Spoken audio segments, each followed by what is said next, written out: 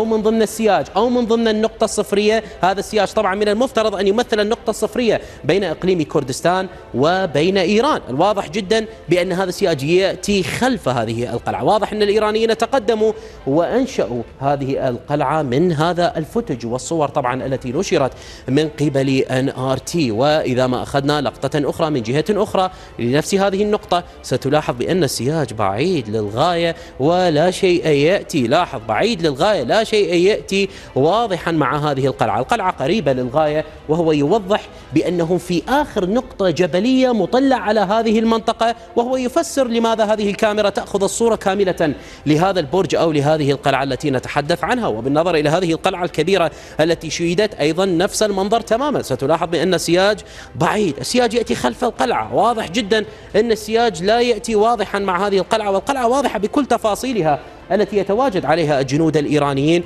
وبالتالي هم يراقبون كل صغيرة وكبيرة فعلا ويأخذون الإحداثيات. هي تفتح الكثير من الإحداثيات لمستقبل عمليات قد تكون خطيرة، وبالتالي هذه الصور هي ليست بالعادية أبدا. وأيضا في نفس الوقت يجب أن ننتبه إلى قضية بأن كردستان 24 تحدثت بشكل واضح بأن هنالك نقاطا ليست مخترقة. هي توضح بأن الإيرانيين لم يأخذوا المنطقة كاملة كما فعلوا الأتراك، ولكن أخذوا نقاطا معينة. هنا شومان مرة أخرى، إذا ما ذهبنا إلى منفذ حاج عمران الذي طبعا أغلق بحسب مصدر ومصادر كثيرة نشرت عن هذا المنفذ، تحدثت كردستان 24 بأن هذا المنفذ لم يخترق نهائيا وليس هنالك خرقا إيرانيا في هذه النقطة، ولكن أيضا على المستوى العملي هذا المنفذ هو يأتي منخفضا، المنطقة منخفضة مقارنة بالجبال التي رأيناها في شومان وغيرها، وبالتالي المنفذ قد لا يكون منطقيا أن تكون هنالك قلاع، وأساسا هنالك قلاع إيرانية موجودة